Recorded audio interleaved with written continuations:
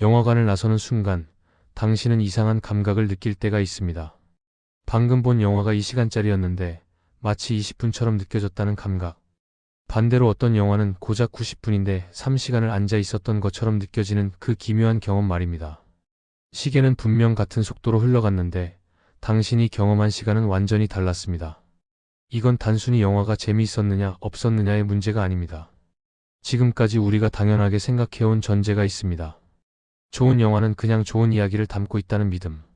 훌륭한 배우와 멋진 영상미가 있으면 관객은 자연스럽게 몰입한다는 생각. 하지만 문제는 우리가 아직도 이 방식이 통한다고 생각한다는 점입니다. 2026년 스트리밍 플랫폼이 넘쳐나는 지금 이 순간에도 수많은 영화들이 만들어지고 있습니다. 그 중에서 정말 끝까지 보게 되는 영화는 얼마나 될까요? 10분 보고 끄는 영화, 중간에 휴대폰을 만지작거리게 되는 영화, 그리고 엔딩 크레딧이 올라갈 때까지 단 1초도 눈을 뗄 수 없는 영화. 이 차이는 어디서 오는 걸까요? 이 영상은 사건을 맞추는 이야기가 아닙니다. 앞으로 영화 스토리가 작동하는 방식이 어떻게 다른지, 왜 어떤 영화는 당신의 시간을 훔치고 어떤 영화는 당신에게 시간을 돌려주는지를 설명합니다. 당신이 영화를 보면서 느끼는 그 시간 감각, 그건 우연이 아닙니다. 누군가 의도적으로 설계한 결과입니다. 지금부터 그 설계도를 들여다보겠습니다. 하지만 여기서 하나 말씀드려야 할 게 있습니다. 이 설계도를 알게 되는 순간, 당신은 더 이상 영화를 예전처럼 볼 수 없게 될지도 모릅니다. 모든 장면 뒤에 숨겨진 의도가 보이기 시작하고, 감독이 당신의 감정을 어떻게 조종하고 있는지가 보이기 시작할 테니까요. 그래도 계속 들으실 건가요? 영화관에서 팝콘을 먹으며 영화를 보는 당신은 아마 이런 생각을 해본 적이 없을 겁니다. 지금 내가 보고 있는 이 장면이, 이 대사가, 이 전환이 사실은 치밀하게 계산된 위치에 배치되어 있다는 사실을요. 영화 제작자들은 당신이 언제 긴장하고, 언제 이완되고, 언제 다음이 궁금해질지를 정확히 알고 있습니다. 아니, 알고 있어야 합니다. 그렇지 않으면 영화는 무너집니다. 여기서 우리가 짚고 넘어가야 할 게 하나 있습니다. 대부분의 사람들은 스토리 구조라는 말을 들으면 뭔가 딱딱하고 기계적인 것을 떠올립니다. 공식 같은 것. 1단계, 2단계, 3단계 이런 식으로 쭉 나열되는 체크리스트 같은 건 말이죠. 하지만 이건 절반만 맞는 이야기입니다. 지금까지는 배경입니다. 이제부터가 진짜 중요합니다. 영화 스토리 구조는 공식이 아닙니다. 그건 관객과의 약속입니다. 관객이 영화관에 들어와 자리에 앉는 순간 그들은 무의식적으로 당신과 계약을 맺습니다. 나는 당신에게 나의 시간과 감정을 맡길 테니 당신은 나에게 그만한 가치가 있는 경험을 돌려달라는 계약. 그리고 영화 스토리 구조는 바로 그 약속을 지키는 방법입니다. 생각해보세요. 영화가 시작되고 처음 5분 동안 아무 일도 일어나지 않는다면 어떨까요? 10분 동안 주인공이 그냥 일상적인 대화만 나눈다며요. 당신은 불안해지기 시작할 겁니다. 이 영화 제대로 시작하는 건가? 언제쯤 뭔가 일어나는 거지? 이 질문에 바로 답이 나오십니까? 관객은 참을성이 있지만 무한하지는 않습니다. 영화는 관객에게 계속해서 신호를 보내야 합니다. 지금 당신이 보고 있는 게 의미가 있다는 신호, 조금만 더 기다리면 뭔가 일어난다는 신호, 당신의 시간이 낭비되고 있지 않다는 신호를요. 그래서 영화 스토리에는 보이지 않는 설계도가 존재합니다. 이 설계도는 수십 년 동안 수천 편의 영화를 통해 검증되어 온 것입니다. 물론 이 설계도를 따르지 않는 영화들도 있습니다. 실험적인 영화, 예술 영화들은 때로 이런 구조를 의도적으로 무시하기도 합니다.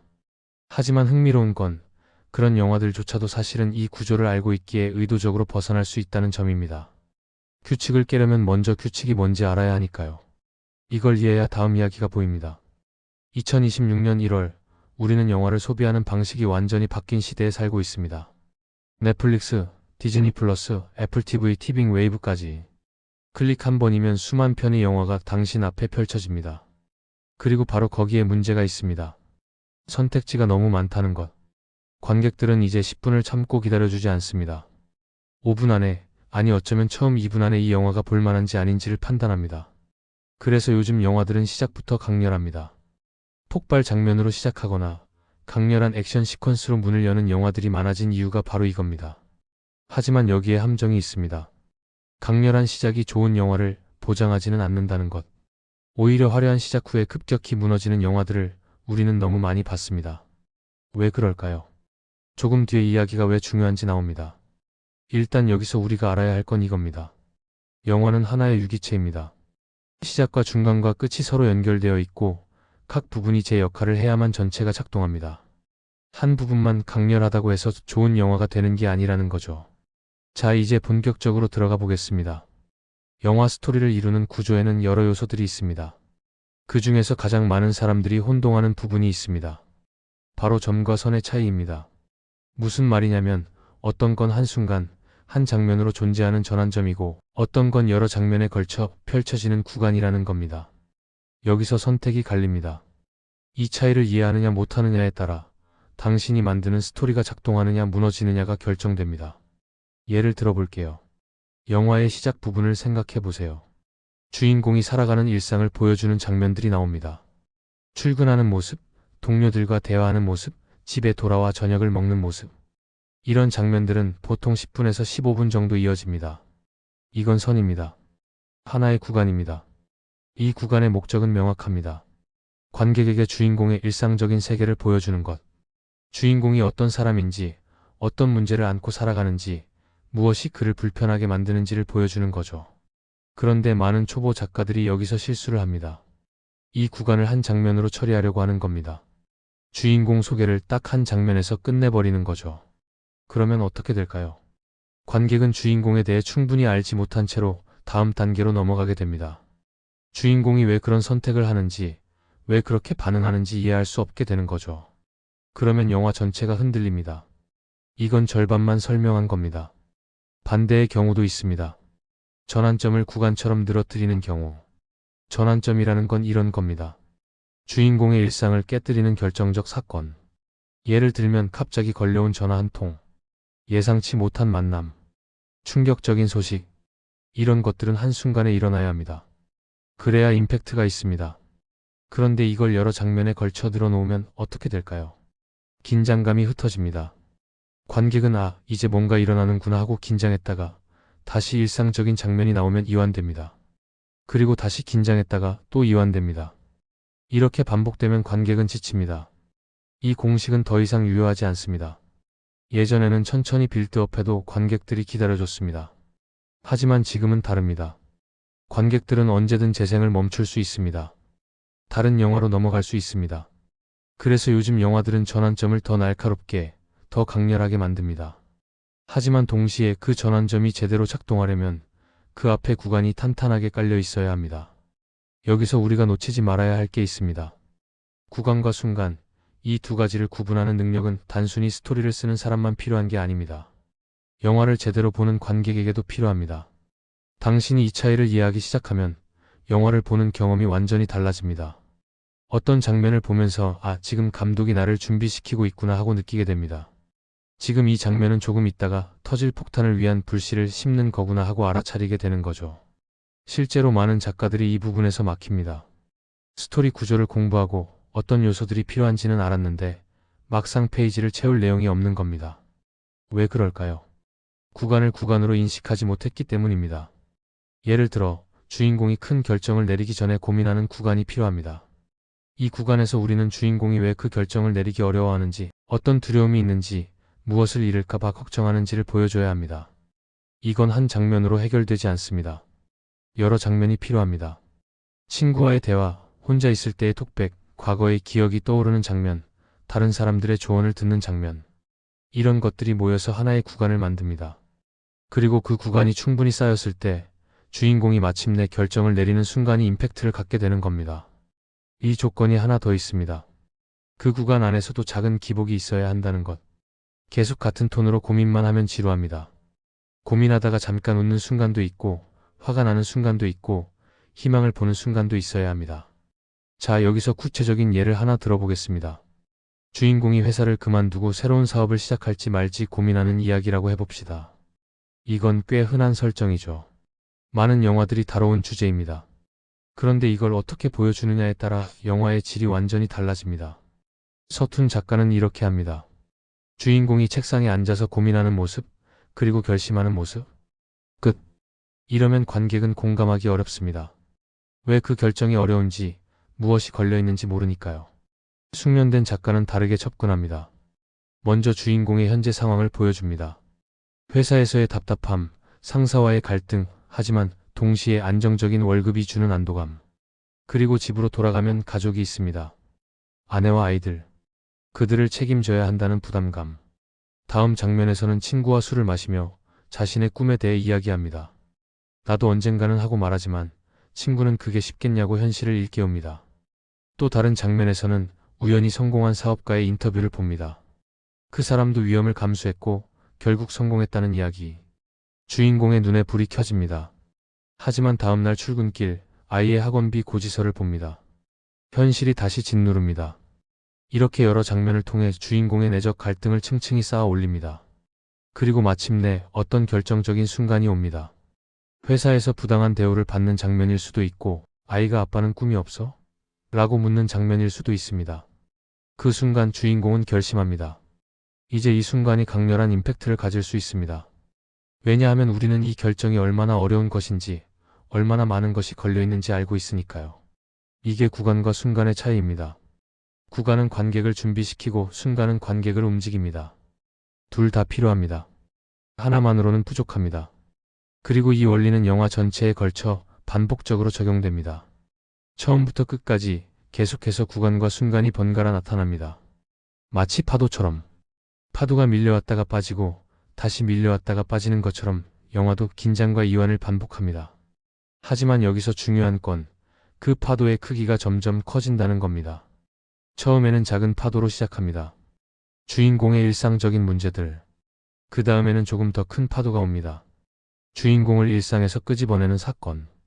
그리고 점점 더 큰 파도들이 몰려옵니다. 중간쯤에는 엄청나게 큰 파도가 와서 주인공을 쓰러뜨립니다. 그리고 주인공은 다시 일어나서 마지막에 가장 큰 파도와 맞서 싸웁니다. 이게 영화의 리듬입니다. 이 리듬을 이해하지 못하면 영화는 평평해집니다.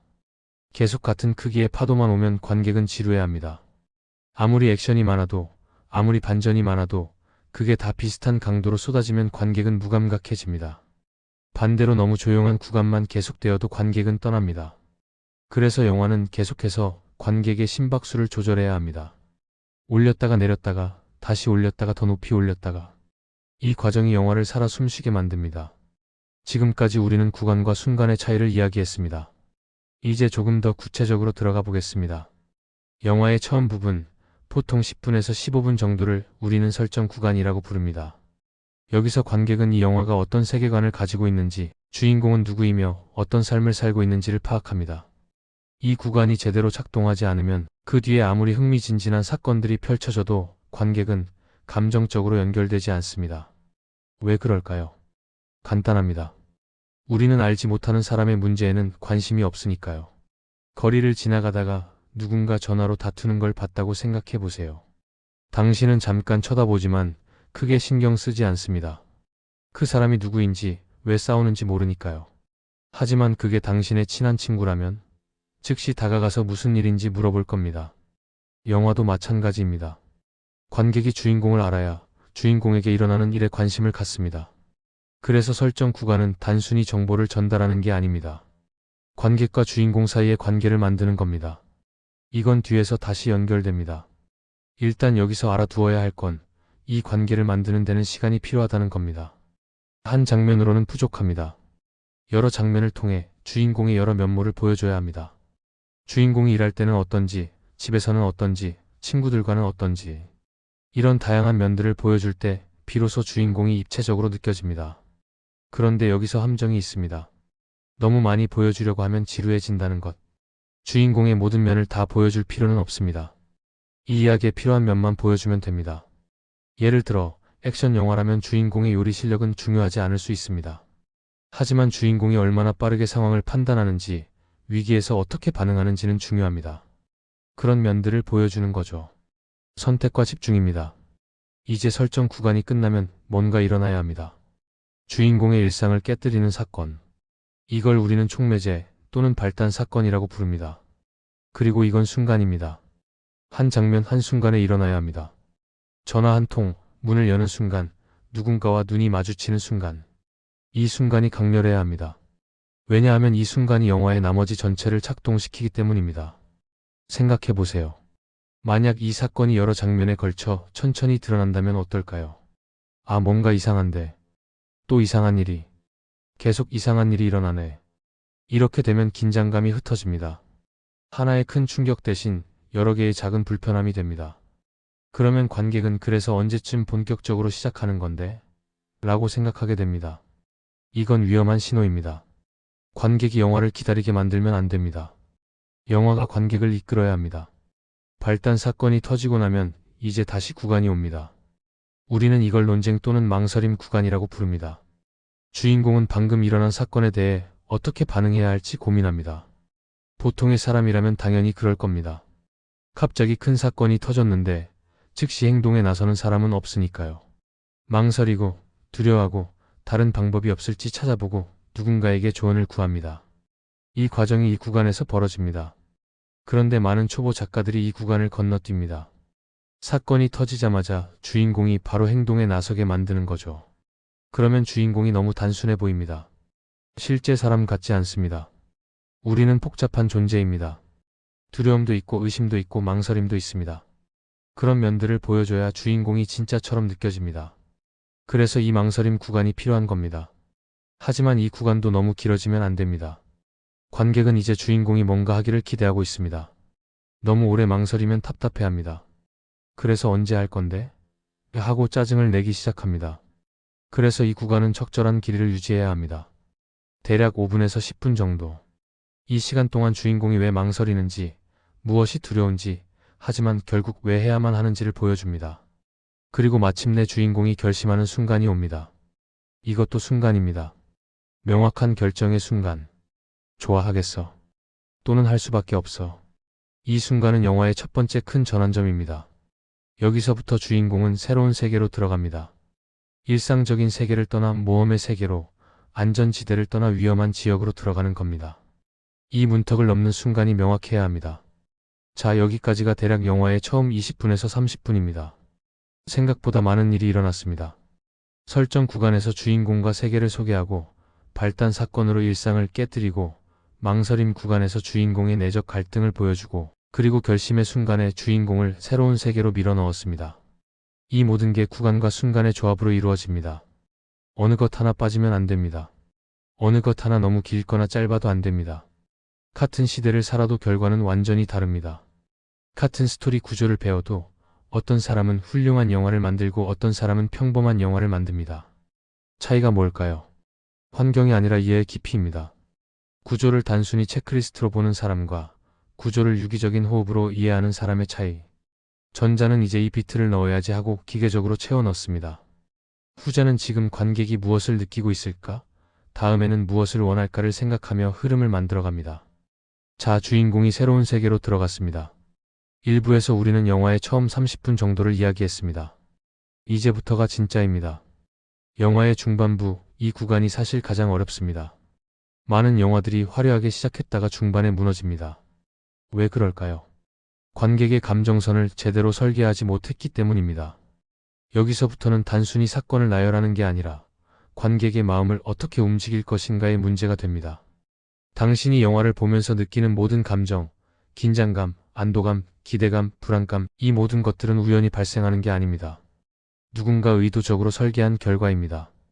지금까지 우리가 배운 건 영화의 뼈대였다면 이제부터는 그 뼈대에 살을 붙이고 피를 흐르게 만드는 방법을 이야기하겠습니다. 그리고 이게 바로 대부분의 영화가 성공하거나 실패하는 지점입니다. 주인공이 새로운 세계에 들어섰습니다. 이제 뭘 해야 할까요? 많은 사람들은 이렇게 생각합니다. 주인공이 목표를 향해 나아가면 되겠지. 장애물을 만나고 그걸 극복하고 또 다음 장애물을 만나고 이런 식으로 계속 진행하면 되겠지. 틀린 말은 아닙니다. 하지만 이건 절반만 맞는 이야기입니다. 문제는 우리가 아직도 이 방식이 충분하다고 생각한다는 점입니다. 관객은 이미 다음을 예측하고 있습니다. 영화를 조금이라도 봐온 사람이라면 주인공이 어려움을 만나고 그걸 극복한다는 걸 압니다. 그래서 단순히 장애물을 나열하는 것만으로는 부족합니다. 관객을 의자에 붙들어 두려면 그들이 예측하는 것보다 한 발 앞서가야 합니다. 예상을 살짝 비틀어야 합니다. 관객이 이렇게 되겠구나 하고 생각하는 순간 그게 아니네? 하고 느끼게 만들어야 합니다. 하지만 여기에도 원칙이 있습니다. 무작정 예상을 뒤집으면 안 됩니다. 관객을 놀라게 하되 동시에 납득시켜야 합니다. 그래, 생각해보니 당연하네 하고 고개를 끄덕이게 만들어야 하는 겁니다. 이게 쉬운 일이 아닙니다. 너무 예측 가능하면 지루하고 너무 뜬금없으면 억지스럽습니다. 그 중간에 아슬아슬한 지점을 찾아야 합니다. 조금 뒤에 이야기가 왜 중요한지 나옵니다. 주인공이 새로운 세계에 들어간 직후 보통 영화는 조금 숨을 고르는 시간을 갖습니다. 너무 계속 긴장만 시키면 관객이 지칩니다. 마라톤 선수도 페이스 조절을 하듯이 영화도 긴장과 이완의 리듬이 필요합니다. 그래서 이 시점에서 보통 좀 더 가벼운 장면들이 나옵니다. 주인공이 새로운 환경에 적응하는 모습, 새로운 사람들을 만나는 모습, 때로는 코믹한 장면들도 나옵니다. 이 구간을 흔히 재미와 게임 구간이라고 부릅니다. 왜 이런 이름이 붙었을까요? 여기서 우리는 영화의 핵심 콘셉트가 펼쳐지는 걸 봅니다. 예를 들어 타임루프 영화라면 주인공이 같은 하루를 반복하며 겪는 다양한 상황들을 보게 됩니다. 슈퍼히어로 영화라면 주인공이 새로 얻은 능력을 실험하고 연습하는 장면들이 나옵니다. 이 구간은 관객에게 바로 이거야, 이 영화를 보러 온 거야 하는 만족감을 줍니다. 하지만 여기서 함정이 있습니다. 이 구간이 너무 편안하면 안 됩니다. 관객이 완전히 이완되면 다시 긴장시키기가 어려워집니다. 그래서 이 구간에서도 계속 작은 긴장 요소들을 심어 놓습니다. 뭔가 잘못될 조짐, 앞으로 닥쳐올 위험의 폭선, 주인공이 아직 깨닫지 못한 문제점. 이런 것들을 슬쩍슬쩍 보여주면서 관객에게 지금은 재밌지만 곧 뭔가 일어날 거야 하는 기대감을 유지시킵니다. 관객의 감정선을 설계한다는 건 바로 이런 겁니다.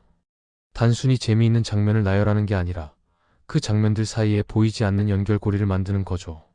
각 장면이 다음 장면을 예고하고 동시에 그 예고를 살짝 비틀면서 관객을 계속 깨어있게 만듭니다. 이 질문에 바로 답이 나오십니까? 어떻게 하면 관객이 지루해하지 않으면서도 피곤해하지 않게 만들 수 있을까요? 답은 변주입니다. 같은 패턴을 반복하되 매번 조금씩 다르게 만드는 겁니다. 음악을 생각해 보세요. 좋은 음악은 주제 멜로디를 반복합니다. 하지만 똑같이 반복하지 않습니다. 악기를 바꾸거나 템포를 바꾸거나 화음을 바꿉니다. 그래서 우리는 같은 멜로디를 들으면서도 질리지 않습니다. 영화도 마찬가지입니다. 주인공이 장애물을 만나는 패턴은 반복되지만 매번 그 장애물의 성격이나 해결 방식을 조금씩 바꿉니다. 예를 들어봅시다. 첫 번째 장애물은 물리적인 것일 수 있습니다. 문이 잠겨 있다거나 길이 막혀 있다거나 주인공은 힘이나 도구를 사용해서 해결합니다. 두 번째 장애물은 사람입니다. 누군가 주인공을 막아섭니다. 이번에는 설득이나 협상으로 해결합니다. 세 번째 장애물은 내적인 것입니다. 주인공 자신의 두려움이나 과거의 트라우마가 발목을 잡습니다. 이번에는 자기 극복으로 해결합니다. 같은 장애물 극복이지만 매번 다른 방식으로 접근하는 겁니다. 이렇게 하면 관객은 패턴을 알아차리면서도 다음에 뭐가 나올지 완전히 예측할 수 없게 됩니다. 주인공이 또 뭔가를 극복하겠지 하고 알면서도 이번에는 어떻게 극복할까 하고 궁금해합니다. 이게 관객을 붙잡아 두는 힘입니다. 예측 가능성과 불확실성의 절묘한 균형. 너무 예측 가능하면 지루하고 너무 불확실하면 혼란스럽습니다. 그 사이 어딘가에 최적점이 있습니다. 그런데 여기서 우리가 놓치지 말아야 할 게 있습니다. 관객의 감정선을 설계한다는 건 단순히 긴장과 이완을 반복하는 것 이상입니다. 관객의 애착을 키우는 과정이기도 합니다. 주인공이 어려움을 겪고 극복하는 과정을 지켜보면서 관객은 점점 더 주인공에게 감정적으로 투자하게 됩니다. 응원하게 되고 걱정하게 되고 함께 기뻐하고 함께 슬퍼합니다. 이건 뒤에서 다시 연결됩니다. 이 애착이 충분히 쌓이지 않으면 나중에 큰 위기가 와도 관객이 별로 신경 쓰지 않습니다. 뭐 주인공이니까 어떻게든 살아남겠지 하고 무덤덤하게 받아들입니다. 하지만 애착이 충분히 쌓였다면 작은 위기에도 가슴이 조마조마해집니다. 제발 괜찮기를 하고 손에 땀을 쥐게 됩니다. 이게 바로 영화가 만들어내는 마법입니다. 우리는 그게 가짜라는 걸 알지만 그럼에도 진짜처럼 느낍니다. 자, 주인공이 새로운 세계에서 이런저런 모험을 겪는 동안 시간이 흘러갑니다. 영화 시간으로는 40분에서 50분쯤 됐을 겁니다. 그러니까 영화의 거의 중간쯤 왔습니다. 그리고 바로 이 지점이 엄청나게 중요합니다. 여기서 뭔가 결정적인 일이 일어나야 합니다. 그렇지 않으면 영화는 힘을 잃고 무너지기 시작합니다. 절반이 지나면 영화는 다시 태어나야 합니다. 왜 그럴까요? 관객의 심리를 생각해 보세요. 영화를 보기 시작한 지 50분이 지났습니다. 처음의 신선함은 어느 정도 사라졌습니다. 주인공이 어떤 사람인지 알겠고 이 영화가 어떤 식으로 전개되는지도 대충 감이 잡힙니다. 이 상태에서 계속 비슷한 패턴만 반복되면 어떻게 될까요? 지루해집니다. 그래서 정확히 중간 지점에서 영화는 관객을 다시 깨워야 합니다. 이렇게 나오는 거였어? 하고 놀라게 만들어야 합니다. 이 지점을 우리는 중간점이라고 부릅니다. 그리고 이 중간점은 영화 전체에서 가장 중요한 순간 중 하나입니다. 왜 중반부에서 무너지는 영화가 많은가? 바로 이 중간점을 제대로 설계하지 못했기 때문입니다. 중간점이 제대로 작동하지 않으면 그 뒤에 50분은 그냥 앞에 50분을 반복하는 것처럼 느껴집니다. 관객은 시계를 보기 시작합니다. 아직 30분 남았네. 하고 한숨을 쉽니다. 중간점이 제대로 작동하려면 두 가지 중 하나를 해야 합니다. 첫째, 판도를 완전히 뒤집는 것. 둘째, 위험을 급격히 높이는 것. 또는 둘 다 하는 것. 판도를 뒤집는다는 건 이런 겁니다. 지금까지 주인공이 우위에 있었다면 이제 열세로 몰립니다. 반대로 지금까지 밀리고 있었다면 이제 반격의 기회를 잡습니다. 또는 완전히 새로운 정보가 드러나서 게임의 규칙 자체가 바뀝니다. 예를 들어 주인공이 믿었던 동료가 사실은 배신자였다는 게 밝혀질 수 있습니다. 또는 주인공이 찾던 보물이 사실은 함정이었다는 게 드러날 수 있습니다. 주인공이 싸우고 있던 적이 사실은 그의 아버지였다는 식의 반전도 있을 수 있습니다. 이런 반전이 중간점에서 터지면 관객은 다시 집중하게 됩니다. 이제 어떻게 되는 거지? 하고 궁금해합니다. 이건 위기가 아니라 테스트입니다. 영화가 관객의 관심을 계속 유지할 수 있는지를 시험하는 순간입니다. 위험을 높인다는 건 이런 겁니다. 지금까지는 주인공 혼자만의 문제였는데 이제 사랑하는 사람들도 위험에 처합니다. 또는 시간 제한이 생깁니다. 24시간 안에 해결하지 못하면 모든 게 끝난다 같은 식으로. 이렇게 되면 긴장감이 급격히 올라갑니다. 관객은 다시 앞으로 몸을 숙이고 화면에 집중하게 됩니다.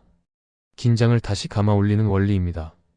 많은 유명한 영화들의 중간점을 분석해보면 거의 예외 없이 이 지점에서 뭔가 큰일이 일어납니다. 스타워즈에서 루크가 자신의 진짜 정체를 알게 되는 순간, 매트릭스에서 네오가 진짜 세계의 진실을 깨닫는 순간, 타이타닉에서 배가 빙산과 충돌하는 순간, 이 모든 순간들이 영화의 정확히 중간쯤에 배치되어 있습니다. 우연이 아닙니다. 의도된 설계입니다. 그런데 여기서 흥미로운 점이 있습니다. 중간점은 보통 주인공에게 좋은 일처럼 보이기도 합니다. 드디어 해냈어. 하는 순간처럼 보입니다. 주인공이 목표를 달성한 것처럼, 문제를 해결한 것처럼 보입니다. 하지만 곧 깨닫게 됩니다. 그게 진짜 승리가 아니었다는 걸. 오히려 더 큰 문제의 시작이었다는 걸. 또는 반대로 끔찍한 실패처럼 보였던 게 사실은 새로운 기회의 시작이었다는 걸 나중에 알게 됩니다. 이게 바로 중간점이 관객에게 주는 착각입니다. 이제 끝났구나 또는 이제 망했구나 하고 생각하게 만들지만 곧 아니야 아직 끝나지 않았어 하고 깨닫게 만듭니다. 이 착각과 깨달음의 과정이 관객을 계속 영화 속에 붙들어 둡니다. 판단을 유예시키는 겁니다. 확신을 주지 않습니다. 이게 좋은 건가 나쁜 건가 이게 승리인가 패배인가 명확하게 말해주지 않고 관객이 계속 생각하게 만듭니다. 중간점을 지나면 영화의 톤이 바뀝니다. 지금까지와는 다른 느낌으로 흘러가기 시작합니다. 지금부터는 이 방식이 통하지 않습니다. 앞부분에서 통했던 방법들이 더 이상 먹히지 않습니다. 주인공이 의지하던 것들이 하나둘 사라지기 시작합니다. 동료가 떠나거나 자원이 바닥나거나 계획이 틀어지거나 이렇게 해서 영화는 점점 더 어두워지고 점점 더 긴장감이 높아집니다. 이 구간을 우리는 악당들이 조여온다는 구간이라고 부릅니다. 말 그대로 주인공에게 상황이 점점 더 불리해지는 구간입니다. 외부적으로는 적들이 점점 더 강력해지고 내부적으로는 주인공의 팀에 균열이 생기기 시작합니다. 주인공 자신도 흔들립니다. 내가 이걸 할 수 있을까? 내가 과연 옳은 선택을 하고 있는 걸까? 의심하기 시작합니다. 이 구간이 중요한 이유는 이게 있어야 나중에 최저점이 진짜 최저점으로 느껴지기 때문입니다. 갑자기 바닥으로 떨어지면 충격이지만 서서히 미끄러져 내려가다가 결국 바닥에 떨어지면 절망입니다. 그 절망이 깊어야 나중에 다시 일어서는 순간의 카타르시스가 큽니다. 이건 수학 같은 겁니다. 마이너스가 클수록 플러스로 전환될 때의 임팩트가 큽니다. 하지만 이 구간을 너무 길게 끌면 안 됩니다. 관객이 정말로 절망해버리면 안 되니까요. 이 영화 너무 우울해하고 꺼버릴 수 있습니다. 그래서 이 구간에서도 작은 희망의 불씨를 계속 보여줘야 합니다. 완전히 어둡지는 않게 아직 가능성이 있어 하는 신호를 슬쩍슬쩍 보내면서 관객이 완전히 포기하지 않게 만듭니다. 하지만 이건 절반만 설명한 겁니다. 동시에 절망도 진짜여야 합니다. 너무 쉽게 해결될 것 같으면 긴장감이 없습니다. 관객이 주인공이니까 어떻게든 되겠지 하고 무덤덤해집니다. 그래서 이 구간의 어려움은 진짜 어려움처럼 보여야 합니다.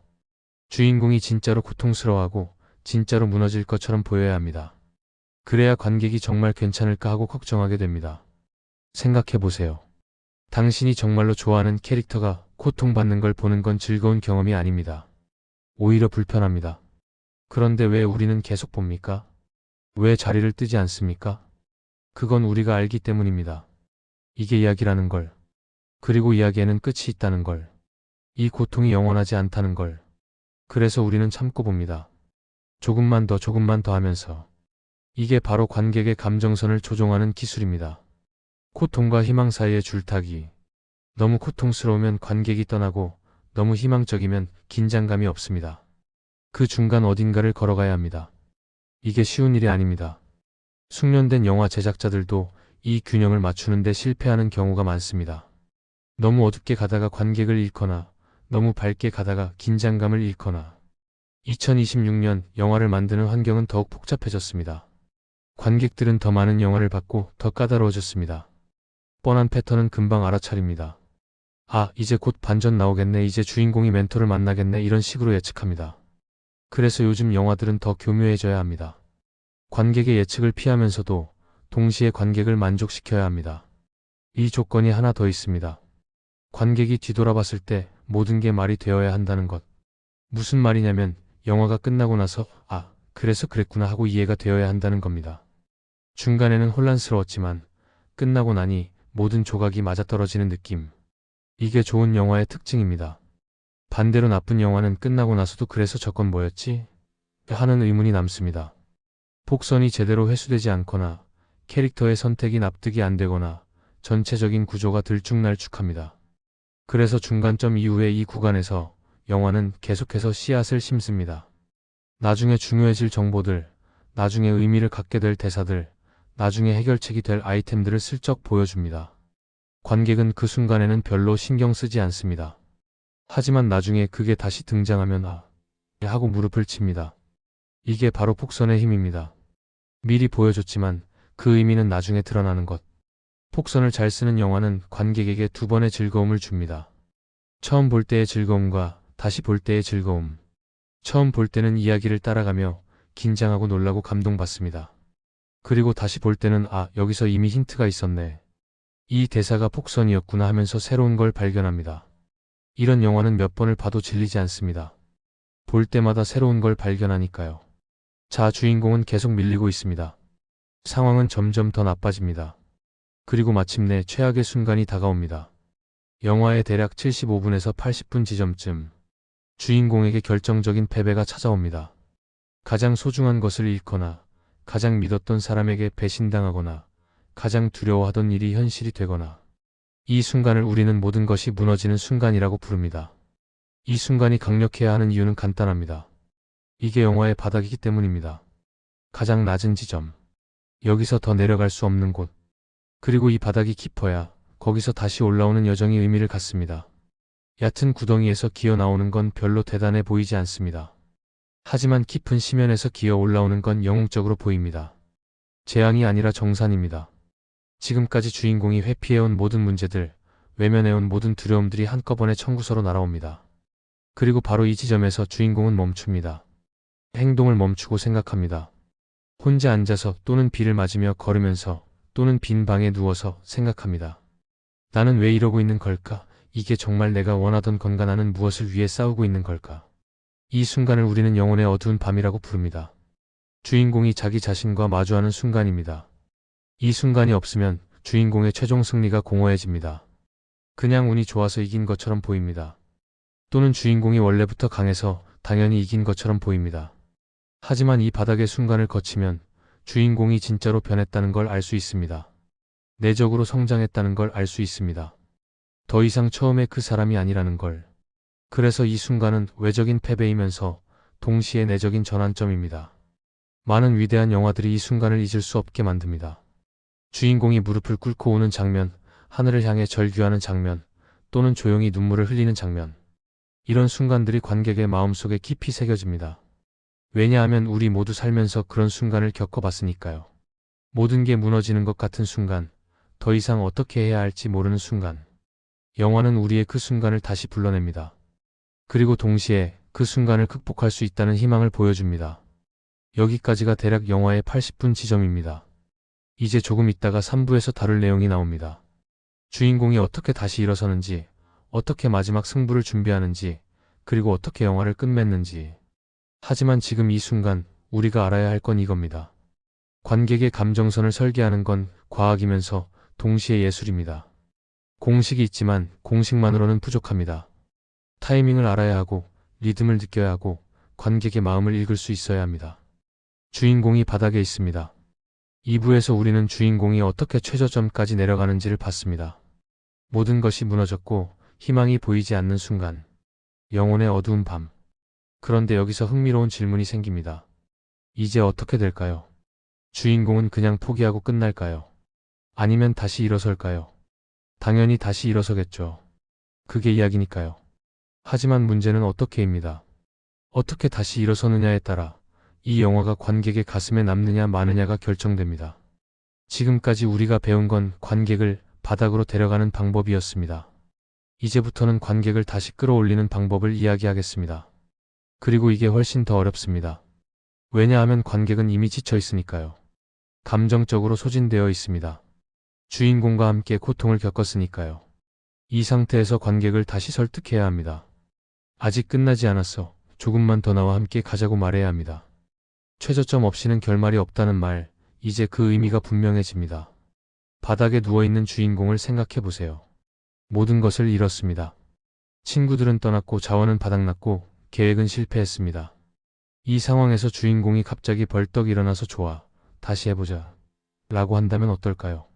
너무 가벼워 보입니다. 설득력이 없습니다.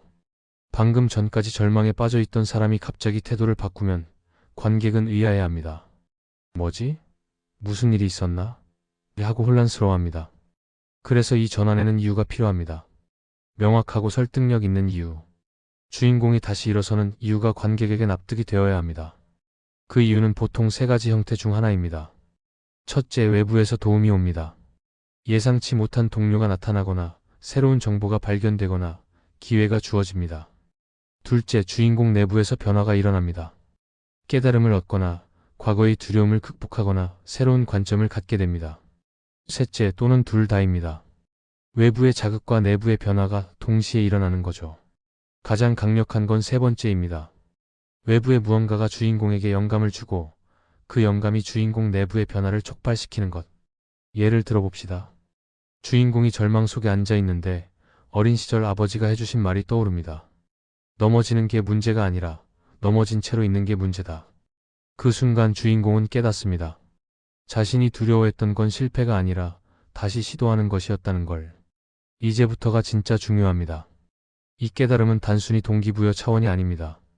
주인공의 근본적인 변화를 의미합니다. 영화 처음에 주인공이 가지고 있던 결함, 두려움, 잘못된 믿음, 그런 것들이 이 순간 해체됩니다. 주인공은 더 이상 처음에 그 사람이 아닙니다. 이 여정을 통해 성장했습니다. 그리고 바로 이 변화가 있어야 주인공이 마지막 도전에 성공할 수 있습니다. 처음에 그 사람으로는 불가능했을 일을 이제는 할 수 있게 된 겁니다. 생각해보세요. 만약 주인공이 처음부터 끝까지 똑같은 사람이라면 이 이야기의 의미가 뭘까요? 그냥 운이 좋아서 이긴 것처럼 보일 겁니다. 또는 주인공이 워낙 대단한 사람이어서 당연히 이긴 것처럼 보이겠죠. 하지만 주인공이 여정을 통해 변화했다면 그 승리는 의미가 있습니다. 주인공이 자격을 얻은 겁니다. 그 승리를 누릴 자격을요. 이걸 이해해야 다음 이야기가 보입니다. 이 변화를 보여주는 방식도 중요합니다. 주인공이 카메라를 보고 나는 이제 변했어라고 말하면 안 됩니다. 행동으로 보여줘야 합니다. 처음에는 할 수 없었던 일을 이제는 할 수 있게 되었다는 걸 보여주는 거죠. 예를 들어 처음에 주인공은 혼자서는 아무것도 못하는 사람이었습니다. 항상 누군가에게 의지했습니다. 하지만 이제 주인공은 혼자 서 있습니다. 스스로 결정을 내립니다. 이 대비가 주인공의 성장을 보여줍니다. 또는 처음에 주인공은 자기 자신만 생각하는 사람이었습니다. 이기적이었습니다. 하지만 이제 주인공은 다른 사람들을 생각합니다. 자신을 희생할 준비가 되어 있습니다. 이런 변화를 통해 관객은 아, 주인공이 정말 달라졌구나 하고 느끼게 됩니다. 그리고 그 변화를 응원하게 됩니다. 그래, 너는 할 수 있어 하고 믿게 되는 거죠. 하지만 여기서 조심해야 할 게 있습니다. 이 변화가 너무 갑작스러우면 안 됩니다. 관객은 갑자기 왜 저렇게 달라졌지? 하고 당황할 겁니다. 그래서 이 변화는 사실 영화 내내 조금씩 준비되어 왔어야 합니다. 주인공이 조금씩 배우고, 조금씩 깨닫고, 조금씩 변해가는 과정이 영화 전체에 걸쳐 있어야 합니다. 그리고 바로 이 최저점에서 그 모든 조각들이 하나로 합쳐지는 겁니다. 조금 뒤에 이야기가 왜 중요한지 나옵니다. 돌이켜보면 영화 중간중간에 힌트가 있었습니다. 주인공이 잠깐 다른 행동을 보이는 순간, 누군가의 말에 영향을 받는 순간, 무언가를 깨닫는 듯한 표정을 짓는 순간, 이런 작은 순간들이 쌓여서 지금 이 큰 변화를 준비해온 겁니다. 그래서 관객은 이 변화를 받아들일 수 있습니다. 아, 그래서 그 장면이 있었구나 하고 이해하게 됩니다. 이게 바로 좋은 스토리텔링입니다. 모든 것이 유기적으로 연결되어 있는 것. 자, 주인공이 다시 일어섰습니다. 변화를 겪었고 새로운 관점을 얻었고 이제 무엇을 해야 할지 알게 되었습니다. 그런데 문제가 하나 남았습니다. 어떻게 할 건가요? 앞에서 시도했던 방법은 실패했습니다. 그러니까 새로운 방법이 필요합니다. 그리고 바로 이 지점에서 주인공은 새로운 계획을 세웁니다. 이 계획은 이전과 달라야 합니다. 왜냐하면 주인공이 달라졌으니까요. 이전의 계획은 주인공의 결함에서 나온 것이었습니다. 예를 들어 주인공이 믿음이 부족한 사람이었다면 이전의 계획은 모든 걸 통제하려고 했을 겁니다. 다른 사람을 믿지 못했으니까요. 하지만 이제 주인공은 변했습니다. 믿음을 배웠습니다. 그래서 새로운 계획은 다른 사람들과 협력하는 것을 포함합니다. 이 대비가 주인공의 성장을 더욱 명확하게 보여줍니다. 새로운 계획에는 보통 위험이 따릅니다. 큰 위험. 모든 것을 걸어야 하는 상황. 주인공은 이제 더 이상 잃을 게 없습니다. 이미 바닥을 봤으니까요. 그래서 주인공은 대담해집니다. 처음에는 감히 상상도 못했을 일을 이제는 시도할 수 있게 됩니다. 어차피 잃을 게 없어 하는 심정으로 뛰어듭니다. 이 순간이 관객에게 짜릿함을 줍니다. 와, 정말 저렇게 할 거야? 하고 놀라게 만듭니다. 이 지점을 우리는 제3막으로의 돌입이라고 부릅니다. 영화의 마지막 장이 시작되는 순간입니다. 대략 영화 시간으로 85분에서 90분 지점쯤입니다. 이제 남은 시간은 30분 정도. 이 30분 동안 모든 게 해결되어야 합니다. 주인공과 악당의 최종 대결, 모든 갈등의 해결, 이야기의 마무리. 시간이 많지 않습니다. 그래서 이 구간은 속도감이 있어야 합니다. 여기서 선택이 갈립니다. 제3막은 보통 가장 빠르게 진행됩니다. 장면들이 짧아지고 편집이 빨라지고 음악도 긴장감 있게 바뀝니다. 관객은 이제 숨도 제대로 못 쉽니다. 화면에서 눈을 뗄 수가 없습니다. 다음에 뭐가 일어나지? 하고 계속 궁금해합니다. 이게 바로 영화가 만들어내는 최종 스퍼트입니다. 마라톤 선수가 결승선을 보고 마지막 힘을 다해 달리는 것처럼 영화도 마지막 힘을 다해 관객을 끌고 갑니다. 하지만 여기서도 함정이 있습니다. 너무 빠르게만 가면 안 됩니다. 관객이 따라올 수 없게 되니까요. 지금 뭐가 일어난 거지? 하고 혼란스러워하면 몰입이 깨집니다. 그래서 속도를 높이면서도 명확성을 유지해야 합니다. 무슨 일이 일어나고 있는지, 왜 그런 일이 일어나는지 관객이 따라올 수 있게 해야 합니다. 빠르지만 혼란스럽지 않게, 긴장감 있지만 이해 가능하게. 이 균형을 맞추는 게 쉽지 않습니다. 많은 영화들이 마지막에 너무 많은 걸 집어넣으려다가 실패합니다. 액션 장면을 너무 길게 들이거나 반전을 너무 많이 넣거나 설명을 너무 많이 하거나 그러면 관객은 피곤해합니다. 빨리 끝났으면 좋겠는데 하고 생각하기 시작합니다. 이건 위험한 신호입니다. 영화의 마지막은 관객이 아직 끝나지 않았으면 좋겠는데 하고 생각하게 만들어야 합니다. 그래서 제3막은 집중해야 합니다. 핵심에만 집중. 이 이야기에서 정말 중요한 게 뭔가요? 주인공이 해결해야 할 가장 큰 문제가 뭔가요? 그것에만 집중하고 나머지는 과감하게 버려야 합니다. 부차적인 갈등은 간단하게 처리하거나 아예 생략합니다. 지금은 메인 이벤트에 집중할 때입니다. 관객도 그걸 원합니다. 지금 당장 주인공과 악당의 대결을 보고 싶지 다른 건 궁금하지 않습니다. 주인공이 최종 대결을 준비합니다. 때로는 혼자, 때로는 남은 동료들과 함께. 이 과정에서 우리는 주인공의 변화를 다시 한번 확인하게 됩니다.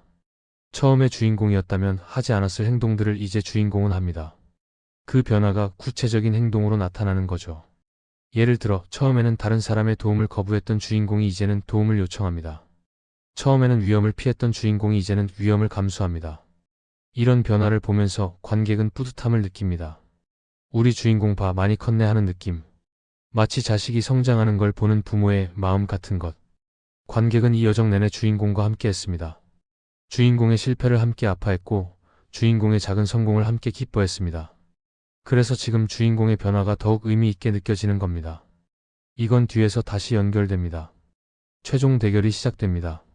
이 대결은 단순히 물리적인 싸움일 수도 있고 지적인 대결일 수도 있고 감정적인 대결일 수도 있습니다. 장르에 따라 다릅니다. 액션 영화라면 격투 장면이겠죠. 스릴러라면 두뇌 싸움일 겁니다. 드라마라면 대화로 이루어진 대결일 수 있습니다. 형태는 다르지만 본질은 같습니다. 주인공과 주인공이 극복해야 할 것 사이의 최종 대결입니다. 이 대결에서 중요한 건 주인공이 이전과 다른 방식으로 싸운다는 겁니다. 이전에 시도했던 방법으로는 이길 수 없었습니다. 그래서 실패했던 거니까요. 하지만 이제 주인공은 새로운 방법을 씁니다. 변화한 자신을 바탕으로 한 새로운 전략. 그리고 바로 그 방법으로 주인공은 승리합니다. 이게 관객에게 카타르시스를 줍니다. 그래 저렇게 해야 이기는 거야 하고 무릎을 치게 만듭니다. 하지만 이 승리가 너무 쉽게 오면 안 됩니다. 끝까지 불확실해야 합니다. 관객이 주인공이 이길까? 질까 하고 마지막까지 조마조마해야 합니다. 만약 중간에 이제 이기겠네 하고 확신하게 되면 긴장감이 사라집니다. 그래서 최종 대결에서는 여러 번의 반전이 필요합니다. 주인공이 우세한가 싶다가 밀리고 다시 반격하고 또 위기에 처하고 이런 식으로 왔다 갔다 해야 합니다. 이 과정에서 관객의 심장은 롤러코스터를 탑니다. 올라갔다 내려갔다 올라갔다 내려갔다. 그러다가 마침내 결정적인 순간이 옵니다. 주인공이 그동안 배운 모든 것을 발휘하는 순간. 변화한 자신의 모든 면을 보여주는 순간. 그리고 그 순간 승리를 거둡니다. 이 순간이 강렬해야 합니다. 영화 전체의 정점이니까요. 모든 게 이 순간을 향해 달려왔습니다. 이 승리가 제대로 작동하려면 몇 가지 조건이 필요합니다. 첫째, 이 승리가 주인공의 노력으로 얻어진 것이어야 합니다. 운이나 우연으로 이기면 안 됩니다. 주인공이 선택하고 행동하고 그 결과로 이긴 것이어야 합니다. 둘째, 이 승리가 주인공의 변화와 연결되어야 합니다. 변화하지 않았다면 불가능했을 승리여야 합니다. 셋째, 이 승리가 대가를 치른 것이어야 합니다. 공짜는 없습니다. 뭔가를 얻으려면 뭔가를 내놓아야 합니다. 대가라는 게 꼭 나쁜 것만은 아닙니다. 때로는 주인공이 옛날의 자신을 버리는 것일 수 있습니다. 편안했지만 의미 없던 삶을 포기하고 어렵지만 의미 있는 삶을 선택하는 것. 또는 안전을 포기하고 자유를 선택하는 것. 이런 대가는 슬프지만 동시에 아름답습니다. 주인공이 진정으로 성장했다는 증거니까요. 이 조건이 하나 더 있습니다. 승리의 순간이 예상 가능해서는 안 되지만 동시에 납득 가능해야 한다는 것. 관객이요? 그게 돼? 하고 어리둥절하면 안 됩니다. 그렇게 하면 되는구나 하고 고개를 끄덕여야 합니다. 그러려면 영화 내내 폭선이 깔려 있어야 합니다. 주인공이 최종적으로 사용하는 방법이나 도구가 이미 앞에서 소개되어 있어야 합니다. 그때는 대수롭지 않게 지나갔지만 지금 이 순간 결정적인 역할을 하는 것. 예를 들어 영화 초반에 주인공이 어린 시절 배웠던 작은 기술이 있었습니다. 별로 쓸모없어 보였습니다. 그냥 재미로 보여주는 장면인 줄 알았습니다. 하지만 최종 대결에서 바로 그 기술이 승리의 열쇠가 됩니다. 관객은 하고 무릎을 칩니다. 그래서 그 장면이 있었구나 하고 감탄합니다. 이게 바로 잘 짜인 스토리의 매력입니다. 모든 게 우연이 아니라 필연입니다. 승리하고 나면 영화는 잠시 숨을 고릅니다. 관객도 숨을 고를 시간이 필요합니다. 지금까지 엄청난 긴장 속에 있었으니까요. 그래서 클라이맥스 직후에는 보통 조용한 순간이 옵니다. 주인공이 홀로 서 있는 장면, 또는 동료들과 포옹하는 장면, 또는 그냥 하늘을 바라보는 장면. 이런 조용한 순간이 관객에게 감정을 정리할 시간을 줍니다. 와, 드디어 끝났네 하고 안도하고, 주인공 정말 대단하다 하고 감탄하고, 나도 저럴 수 있을까 하고 생각해 볼 시간. 이 시간이 없으면 관객은 감정을 제대로 소화하지 못한 채로 영화가 끝나버립니다. 그러면 뭔가 허전한 느낌이 듭니다. 벌써 끝? 하는 느낌. 그래서 이 숨 고르는 시간이 필요합니다. 짧지만 의미 있는 시간. 이 과정을 제대로 거치면 관객은 만족감을 느낍니다. 완결감이라고 할까요? 이 이야기는 제대로 끝났어 하는 느낌. 시작이 있었고 중간이 있었고 끝이 있었습니다. 그 모든 과정이 하나의 호흡으로 이어졌습니다. 관객은 이 여정을 주인공과 함께 완주했습니다. 그래서 뿌듯합니다. 주인공의 승리가 곧 자신의 승리처럼 느껴집니다. 하지만 여기서 끝이 아닙니다. 아직 하나 더 남았습니다. 관객이 캐릭터와 함께 바닥을 경험해야 하는 이유, 이제 명확해집니다. 바닥을 함께 경험했기에 승리도 함께 누릴 수 있습니다. 만약 바닥의 경험 없이 승리만 있었다면 그 승리는 공허했을 겁니다. 뭐 주인공이니까 이기겠지 하고 무덤덤하게 받아들였을 겁니다. 하지만 바닥을 함께 경험했기에 승리가 달콤합니다. 진짜로 힘들게 얻은 것처럼 느껴집니다. 감정의 진폭이 만드는 카타르시스, 이게 바로 이겁니다. 깊이 내려갔다가 높이 올라오는 것, 절망했다가 희망을 찾는 것. 이 과정이 관객에게 정화의 경험을 줍니다. 카타르시스라는 말의 원래 의미가 그거니까요. 감정의 정화. 관객은 영화를 보면서 자신의 감정을 투영합니다. 자신의 두려움, 희망, 꿈을 주인공에게 투영합니다. 그리고 주인공이 그 두려움을 극복하고 희망을 이루는 걸 보면서 대리만족을 느낍니다.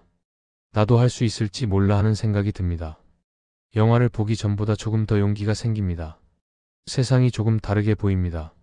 이게 바로 좋은 영화의 힘입니다. 단순히 시간을 때우는 오락이 아니라 관객의 삶에 영향을 주는 경험. 영화관을 나서는 순간 관객은 조금 달라져 있습니다. 아주 조금이라도. 물론 모든 영화가 이런 심오한 경험을 줄 필요는 없습니다. 때로는 그냥 재미있게 시간을 보내는 것만으로도 충분합니다. 웃고 떠들고 즐기는 것. 그것도 영화의 중요한 역할입니다. 하지만 정말 좋은 영화, 사람들의 기억에 남는 영화, 몇 년이 지나도 생각나는 영화는 보통 이런 감정의 여정을 제공합니다.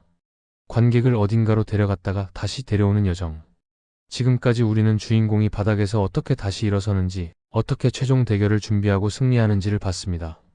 이 과정에서 가장 중요한 건 변화입니다. 주인공의 변화. 그리고 그 변화가 납득 가능하고 감동적이어야 한다는 것. 변화가 없으면 성장이 없고, 성장이 없으면 의미가 없습니다. 같은 시대를 살아도 결과는 완전히 다릅니다. 같은 상황에서도 어떤 사람은 무너지고 어떤 사람은 일어섭니다. 차이가 뭘까요? 환경이 아니라 내면의 변화입니다. 같은 최저점을 경험해도 그 경험에서 무엇을 배우느냐가 다릅니다. 어떤 사람은 역시 나는 안 돼 하고 포기합니다. 어떤 사람은 이번에는 안 됐지만 다음엔 다르게 해보자 하고 일어섭니다. 영화의 주인공은 후자여야 합니다. 그래야 이야기가 됩니다.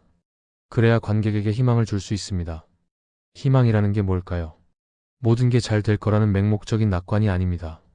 어려움 속에서도 뭔가를 할 수 있다는 믿음입니다. 넘어져도 다시 일어설 수 있다는 믿음. 실패해도 끝이 아니라는 믿음. 영화가 관객에게 주는 가장 큰 선물이 바로 이 희망입니다. 봐, 주인공도 해냈잖아. 너도 할 수 있어 하고 속삭이는 것. 물론 현실은 영화보다 복잡합니다. 현실에서는 노력한다고 다 되는 게 아닙니다. 변화한다고 항상 승리하는 것도 아닙니다. 하지만 그래도 시도할 가치는 있습니다. 포기하지 않을 이유는 있습니다. 영화는 그런 메시지를 전달합니다. 때로는 명시적으로, 때로는 암묵적으로. 그리고 관객은 그 메시지를 받아들입니다. 의식적으로든 무의식적으로든. 이제 영화는 거의 끝나갑니다. 주인공은 승리했고 갈등은 해결되었습니다. 하지만 아직 조금 남았습니다. 마지막 한 장면, 마지막 한 이미지가 남았습니다. 그리고 그게 생각보다 중요합니다. 왜냐하면 그게 관객이 영화관을 나서면서 가져가는 이미지니까요. 마지막 인상이 전체 인상을 결정하는 경우가 많습니다.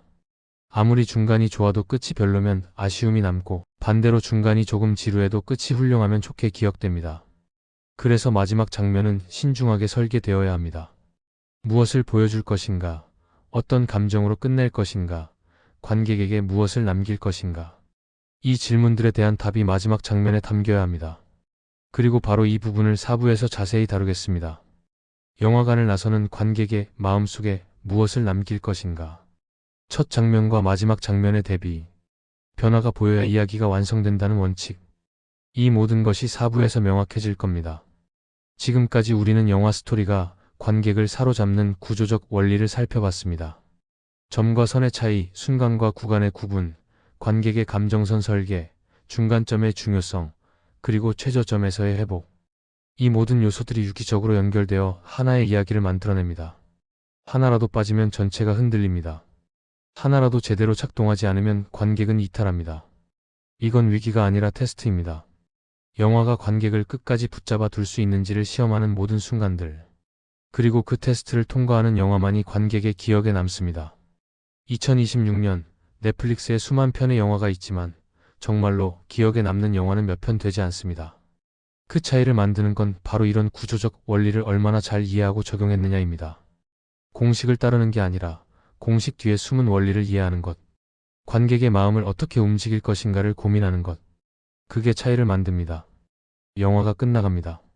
주인공은 승리했고 갈등은 해결되었습니다. 관객은 안도의 한숨을 쉽니다. 휴, 잘 끝났네. 하지만 아직 화면은 어두워지지 않았습니다. 아직 엔딩 크레딧이 올라오지 않았습니다. 마지막 장면이 하나 더 남았습니다. 그리고 바로 이 마지막 장면이 관객이 영화관 문을 나서면서 품고 가는 이미지가 됩니다. 지금까지 우리가 당연하게 생각해온 전제가 있습니다. 영화는 사건이 해결되면 끝난다는 믿음. 주인공이 이기면 그걸로 충분하다는 생각. 하지만 문제는 우리가 아직도 이 방식으로 충분하다고 생각한다는 점입니다. 영화관을 나서는 관객의 마음속에 무엇을 남길 것인가? 이 질문에 바로 답이 나오십니까? 많은 영화들이 클라이맥스에 모든 에너지를 쏟아붓고 정작 마지막은 대충 마무리합니다. 악당은 죽었고 주인공은 살았습니다. 끝. 이렇게 끝나면 관객은 뭔가 허전함을 느낍니다. 그래서 그 다음은? 하고 궁금해합니다. 물론 모든 이야기가 명확한 결론을 필요로 하는 건 아닙니다. 열린 결말도 있고 여운을 남기는 결말도 있습니다. 하지만 어떤 형태든 마지막 장면은 의도를 가지고 설계되어야 합니다. 생각해보세요. 당신이 누군가와 중요한 대화를 나눴다고 칩시다. 대화의 내용은 좋았습니다. 깊이 있고 의미 있는 이야기를 나눴습니다. 그런데 헤어지는 순간 그 사람이 갑자기 무뚝뚝하게 그럼 이만하고 돌아서 버립니다. 기분이 어떨까요? 아무리 좋은 대화였어도 뒷맛이 씁쓸할 겁니다. 영화도 마찬가지입니다. 마지막 인상이 전체 경험을 좌우합니다. 이 시간 동안 훌륭한 이야기를 들려줬어도 마지막 5분이 어설프면 관객은 아쉬워합니다. 그래서 마지막 장면은 신중하게 만들어져야 합니다. 이건 단순히 이야기를 마무리하는 게 아닙니다. 관객에게 선물을 주는 순간입니다. 이 여정 내내 함께해준 관객에게 고마웠어. 이걸 가져가 하고 건네는 선물. 그 선물이 무엇이냐에 따라 관객이 영화를 어떻게 기억할지가 결정됩니다. 조금 뒤에 이야기가 왜 중요한지 나옵니다. 마지막 장면을 설계할 때 가장 먼저 고려해야 할 건 첫 장면입니다. 영화가 어떻게 시작했는지를 돌아봐야 합니다. 왜냐하면 마지막 장면은 첫 장면의 거울이어야 하니까요. 대비를 만들어야 합니다. 변화를 보여줘야 합니다. 관객이 와 정말 많이 달라졌네 하고 느낄 수 있어야 합니다. 이걸 이해해야 다음 이야기가 보입니다. 예를 들어봅시다. 영화가 주인공이 비 오는 날 혼자 버스 정류장에 서 있는 장면으로 시작했다고 칩시다. 우산도 없이 젖어가면서 무표정한 얼굴로 서 있습니다.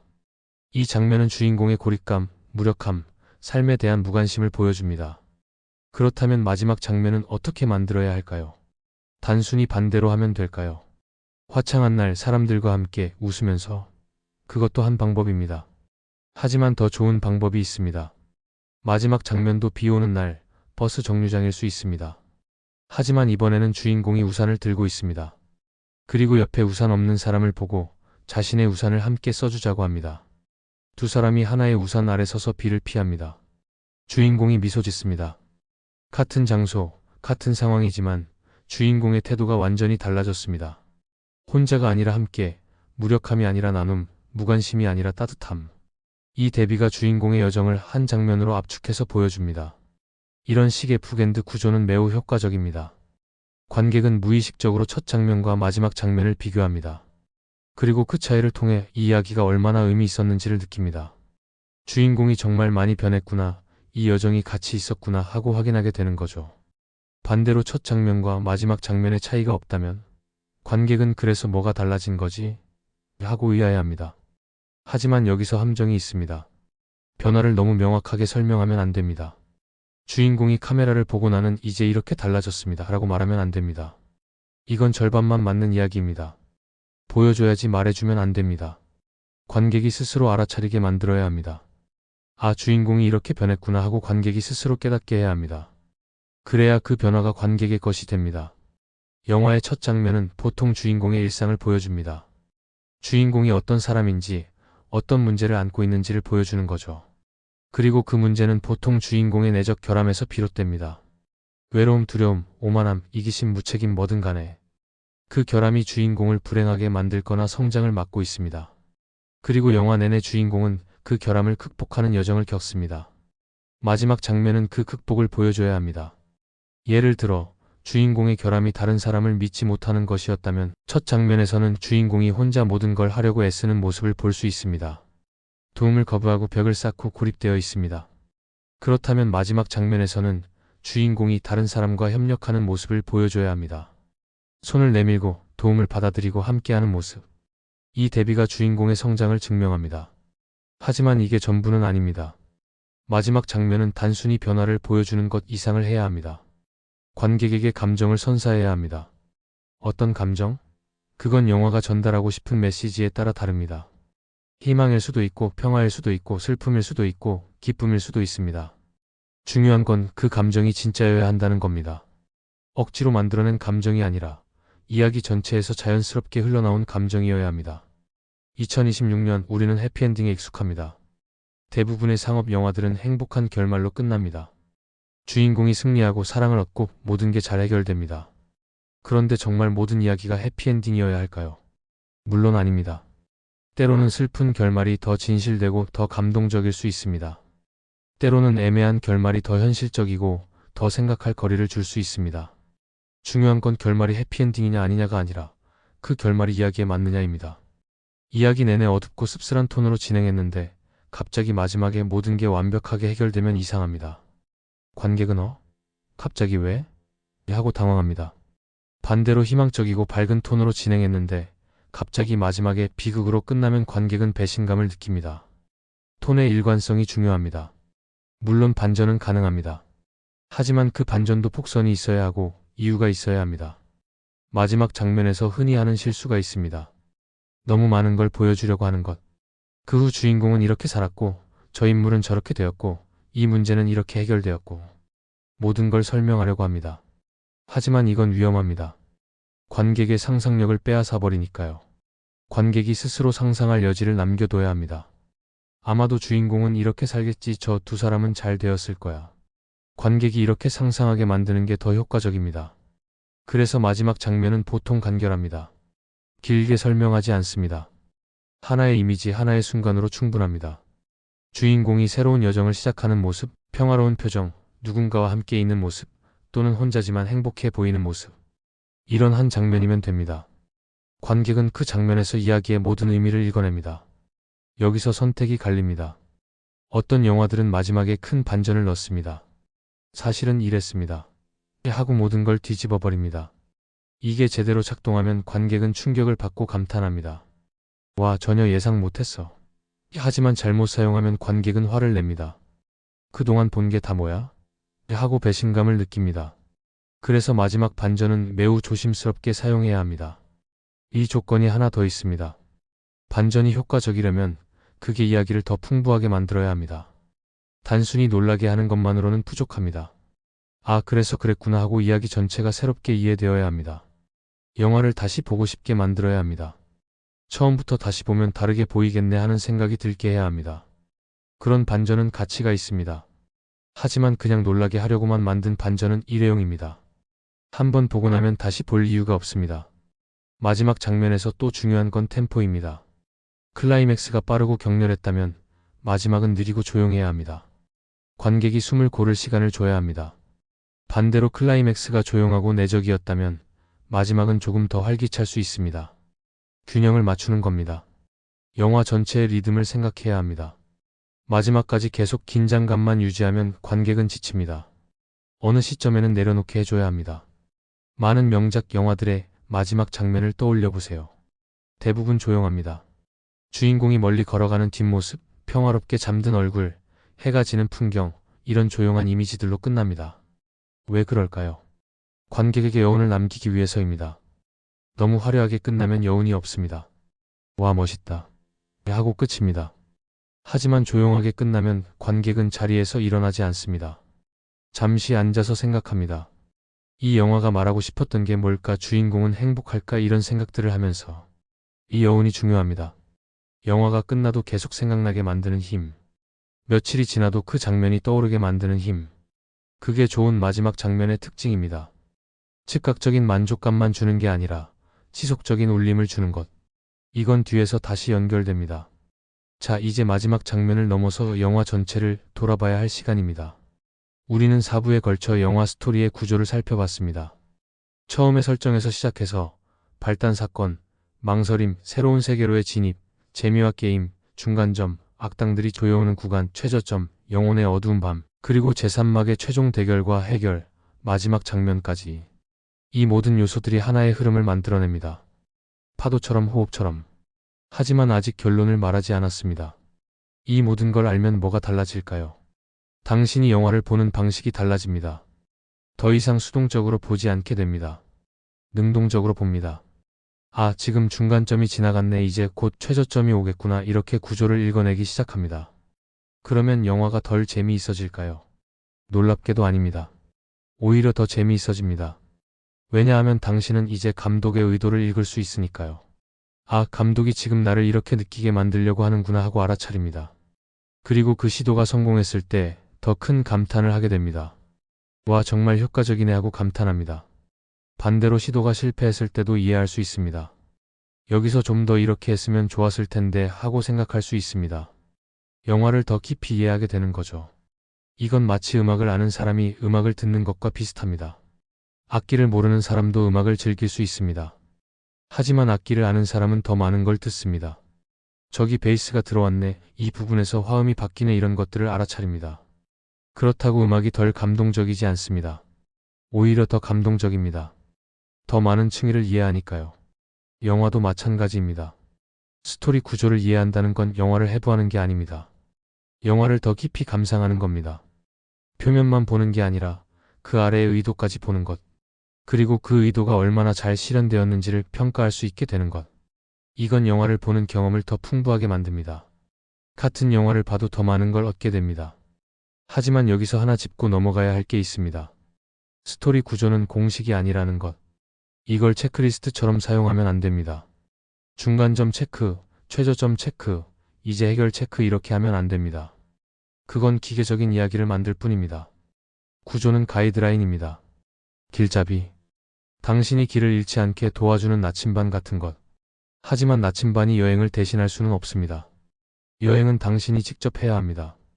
같은 구조를 사용해도 이야기는 완전히 다를 수 있습니다.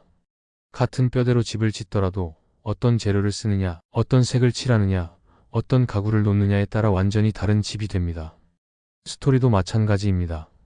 구조는 같아도 캐릭터가 다르고 세계관이 다르고 테마가 다르고 톤이 다르면 완전히 다른 이야기가 됩니다.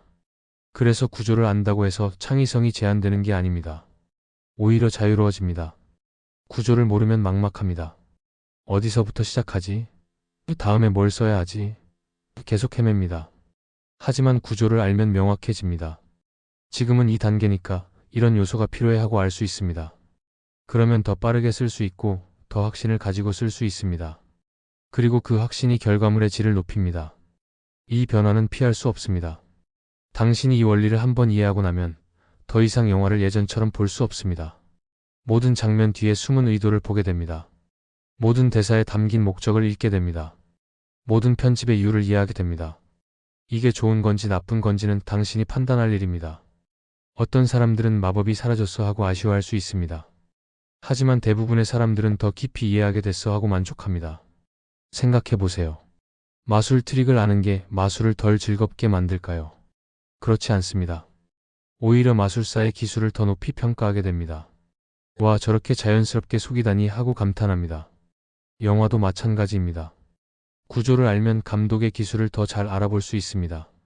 와, 여기서 이렇게 전환하다니, 이 폭서는 정말 교묘하네 하고 감탄하게 됩니다. 지금 이 순간 2026년 1월 당신은 선택의 기로에 서 있습니다. 이 지식을 가지고 앞으로 나아갈 것인가, 아니면 그냥 모르는 척하고 예전처럼 영화를 볼 것인가. 물론 후자를 선택해도 괜찮습니다. 아무도 당신을 비난하지 않습니다. 때로는 그냥 편하게 즐기는 게 좋을 때도 있습니다. 하지만 만약 당신이 영화를 정말 사랑한다면 만약 당신이 영화를 더 깊이 이해하고 싶다면, 만약 당신이 언젠가 직접 이야기를 만들고 싶다면 이 지식은 도구가 될 겁니다. 문제는 준비 여부입니다. 이 원리들을 알고 있느냐 모르고 있느냐, 의식하고 보느냐 무의식적으로만 느끼느냐, 그 차이가 당신의 영화 경험을 완전히 바꿀 수 있습니다. 그리고 만약 당신이 창작자라면 당신이 만드는 이야기의 질을 완전히 바꿀 수 있습니다. 이건 위기가 아니라 기회입니다. 더 나은 관객이 되고 더 나은 창작자가 될 기회. 마지막으로 이 질문 하나만 남깁니다. 영화가 당신에게 주는 시간 감각, 그 이 시간이 10분처럼 느껴지거나 10분이 이 시간처럼 느껴지는 그 마법, 그게 정말 마법일까요? 아니면 정교하게 설계된 과학일까요? 답은 둘 다입니다. 과학이면서 동시에 마법입니다. 구조가 있지만 영혼도 있습니다.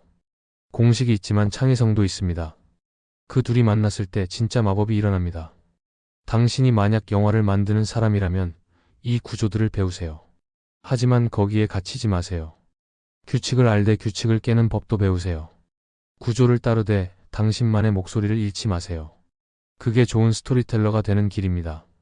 당신이 만약 영화를 보는 사람이라면 이 원리들을 이해하세요. 하지만 그게 즐거움을 방해하게 두지 마세요. 분석하되 느끼는 것도 잊지 마세요. 그게 좋은 관객이 되는 길입니다. 영화는 결국 사람에 관한 이야기입니다. 사람이 어떻게 변하는지, 어떻게 성장하는지, 어떻게 사랑하고 두려워하고 희망하는지에 관한 이야기. 구조는 그 이야기를 전달하는 도구일 뿐입니다. 중요한 건 이야기 자체입니다. 당신이 관객에게 무엇을 말하고 싶은지, 무엇을 느끼게 하고 싶은지, 무엇을 남기고 싶은지. 그게 핵심입니다. 스토리 구조를 이해한다는 건 결국 인간을 이해하는 겁니다. 사람들이 어떻게 이야기에 반응하는지, 무엇이 그들을 움직이는지, 어떤 순간에 감동하고 어떤 순간에 지루해하는지. 이걸 이해하면 당신은 더 나은 이야기꾼이 될 수 있습니다. 그리고 이야기는 세상에서 가장 오래되고 가장 강력한 도구 중 하나입니다. 이야기로 우리는 서로를 이해하고 공감하고 연결됩니다. 생각해 보세요. 수천 년 전 동굴에서 모닥불을 피우고 앉아 이야기를 나누던 사람들부터 지금 영화관에서 팝콘을 먹으며 스크린을 보는 사람들까지 우리는 계속 이야기를 필요로 했습니다. 이야기는 우리에게 의미를 줍니다. 혼돈스러운 세상에 질서를 부여합니다. 이렇게 시작해서 이런 일들이 있었고 결국 이렇게 되었다 하고 말해줍니다. 그 과정에서 우리는 삶을 이해하게 됩니다. 영화 스토리의 구조는 단순한 기술이 아닙니다. 인간 경험을 담는 그릇입니다. 우리가 겪는 여정, 우리가 느끼는 감정, 우리가 배우는 교훈을 담는 그릇. 그래서 좋은 영화를 보고 나면 우리는 변합니다. 아주 조금이라도. 세상을 보는 눈이 달라지고 자신을 이해하는 방식이 달라지고 다른 사람을 대하는 태도가 달라집니다. 그게 이야기의 힘입니다. 당신이 만들고 싶은 이야기는 어떤 시간 감각을 선물할 것인가? 당신의 이 시간이 관객에게는 10분처럼 느껴질까요? 아니면 10분이 이 시간처럼 느껴질까요? 그 차이를 만드는 건 바로 지금까지 이야기한 이 모든 원리들입니다. 구간과 순간의 구분, 감정선의 설계, 중간점의 배치, 최저점의 깊이, 그리고 마지막 인상의 여운. 이 모든 것이 유기적으로 연결되어 하나의 경험을 만들어냅니다. 환경이 아니라 준비의 차이입니다. 같은 시대, 같은 기술, 같은 자원을 가지고도 어떤 영화는 걸작이 되고 어떤 영화는 평범합니다. 차이는 이해의 깊이에 있습니다. 관객을 얼마나 이해하는가, 이야기의 원리를 얼마나 깊이 파악하고 있는가, 그리고 그 원리를 얼마나 자연스럽게 적용할 수 있는가. 그게 차이를 만듭니다. 지금 이 순간부터 당신이 보는 모든 영화는 교과서가 될 수 있습니다. 아, 저기서 저렇게 전환하는구나. 이 구간은 이런 기능을 하는구나. 저 장면은 나중을 위한 폭선이구나. 이렇게 배우세요. 하지만 동시에 즐기세요. 분석과 감상이 공존할 수 있습니다. 오히려 더 잘 이해할수록 더 깊이 즐길 수 있습니다. 그리고 언젠가 당신이 직접 이야기를 만들게 된다면 이 원리들을 기억하세요. 하지만 거기에 얽매이지 마세요. 규칙은 깨라고 있는 것이기도 합니다. 중요한 건 관객과의 약속을 지키는 것, 그들의 시간을 존중하는 것, 그들에게 의미 있는 경험을 주는 것. 그걸 위해 구조를 사용하세요. 구조를 위해 이야기를 희생하지 마세요. 영화관을 나서는 관객이 이렇게 말하게 만드세요. 와, 시간 가는 줄 몰랐어. 또는 이 영화 계속 생각날 것 같아. 또는 나도 뭔가 할 수 있을 것 같아. 이런 말들이 나올 때 당신의 이야기는 성공한 겁니다. 구조를 다 지켰는지 안 지켰는지는 사실 중요하지 않습니다. 관객에게 의미 있는 경험을 주었는지, 그들의 마음을 움직였는지, 그게 중요합니다. 결국 이 모든 이야기는 하나로 귀결됩니다. 영화 스토리 구조는 공식이 아니라 관객과의 약속이라는 것. 당신이 관객에게 나를 따라오면 가치 있는 여정이 될 거야 하고 약속하는 것. 그리고 그 약속을 지키는 방법이 바로 이 구조들입니다. 관객을 잃지 않게, 지루하지 않게, 혼란스럽지 않게, 끝까지 함께 갈 수 있게 만드는 방법. 당신이 이 글을 읽은 후 다음에 영화를 볼 때 무엇이 보이기 시작할까요? 아마도 이전에는 보이지 않던 것들이 보일 겁니다. 감독의 의도, 편집의 리듬, 장면의 배치, 대사의 폭선. 이 모든 것이 우연이 아니라 설계라는 것. 그리고 그 설계가 얼마나 정교한지 또는 얼마나 서툰지를 판단할 수 있게 될 겁니다. 그게 좋은 건지 나쁜 건지는 당신이 결정할 일입니다. 하지만 한 가지는 확실합니다. 당신은 더 이상 같은 방식으로 영화를 보지 않을 겁니다. 변화는 이미 시작됐습니다. 이 지식을 얻는 순간 당신의 영화 보기는 달라졌습니다. 이제 선택은 당신의 몫입니다. 이 지식을 활용할 것인가, 아니면 그냥 흘려보낼 것인가. 더 나은 관객이 될 것인가, 어쩌면 창작자가 될 것인가. 모든 가능성이 당신 앞에 열려 있습니다.